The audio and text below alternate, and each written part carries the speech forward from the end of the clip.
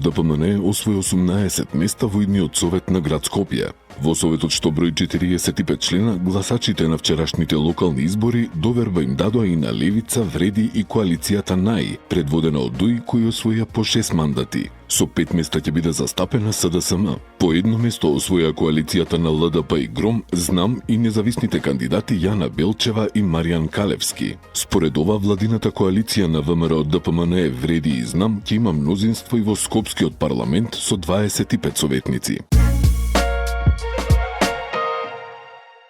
Скопјани вчера испратија јасна порака кои се кандидатите што се најсоодветни за решавање на многуте градски проблеми. Во избирачките кутии ги ставаа ливчињата со разни заокружени фаворити. Но на сите жители на Скопје едно им беше заедничко – конечно градот да се исчисти. Иако се работи за главен град во европска држава, иако сме 21 век, состојбата на теренот е таква што 600.000 скопјани очекуваат и бараат ѓубрето да биде тргнато од улиците. Бараат и други елементарни работи како одржување на парковите и зеленилото. Доведени сме во ситуација да бидеме среќни ако градоначалниците ги завршат најосновните работи за кои се дебело платени. Очекуваме по овие избори поголема сериозност и работа. Доста беше од празни ветувања, реагира еден скопјанец по вчерашното гласање. Во приоритетите кои граѓаните ги набројуваат се и чистиот воздух, средување на депониите и градење на нови улици и мостови, за да се растовари често закрчениот сообраќај. По 2 недели скопјани со гласање ќе допрецизираат кој се ќе треба да се соочи со решавање на овие проблеми. Градоначалници во скопските општини по првиот изборен круг добија Бутел, Газибаба, Ѓорче Петров, Кисела вода, Сарај и Чаир. Во вториот круг трката за освојување градоначалничка функција ќе биде во 4 скопски општини: Аеродром, Центар, Карпош и Шуто Оризари. Во вториот круг ќе се одлучи и кој ќе биде иден градоначалник на градот Скопје. Според официјалните првични резултати на Државната изборна комисија, таму ќе се соочат кандидатот на ВМРО ДПМН Орце Ѓорѓиевски, кој освои 39,43% од гласовите, и Амар Мециновиќ од Левица со освоени 13,20% гласови. Големо изненадување е што кандидатката на СДСМ Каја Шукова не само што не успеа да влезе во вториот круг, туку не е ниту на третото место. Таа изборната трка ја заврши како четврта со само 680 гласа повеќе од петопласираниот кандидат од коалицијата на ДУИ. Жителите на Бутел, Газибаба, Ѓорче Петров и Кисела вода се одлучија уште во првиот круг кој да ги води овие општини во следните 4 години. Сите се од ВМРО ДПМН.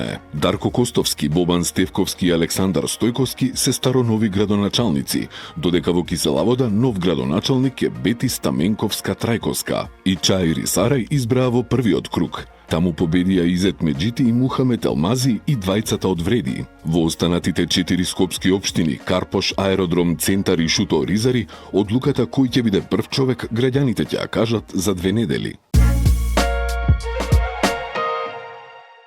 Синоќа заврши 44-тото издание на Скопскиот джез фестивал, кој започна на 16 октомври. Целата концертна програма се одвиваше во Националната опера и балет, додека придружните проекции на документарните филмови во Кино Фросина, МКЦ.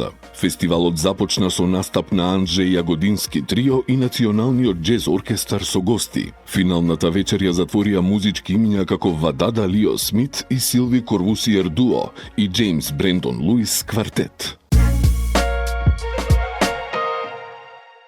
Гостиварец измамен со лажен оглас за издавање на стан во Скопје. Тој платил 7200 денари капар, но потоа огласувачот исчезнал. Од МВР наведуваат дека 36 годишен маж од Гостивар контактирал со едно женско лице во врска со оглас на социјална мрежа за издавање стан во Скопје. Откако се договориле, капарот од 120 евра го оставил во угостителски објект на подрачјето на Битпазар, како што му било кажано. Но подоцна не можел да стапи во контакт со жената, иако повеќе пати се обидувал. Наскоро сватил дека е измамен. Полицијата презема мерки за расчистување на случајот.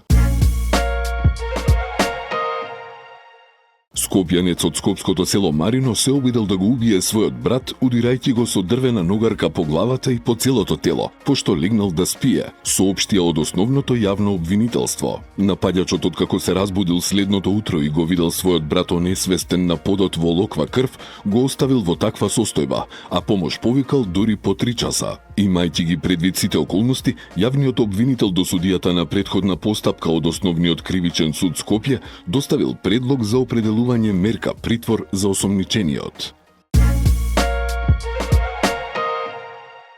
Опожарени 2 објекта во Скопје во ист ден. Имено вчера во пожар изгореа викендичка во Долна Матка, како и угостителски објект на подрачјето од Газибаба. Полицијата соопшти дека попладнето во неделата е пријавено дека во Долна Матка настанал пожар во викенд куќа, сопственост на лице од Скопје. Пожарот е изгазнат од екипа на бригадата за противпожарна заштита. Повредени лица нема. Истиот ден предпладне настанал пожар во угостителски објект на подрачјето на Газибаба во Скопје. И во овој случај брзо реагирале пожарникарите. Повредени исто така нема.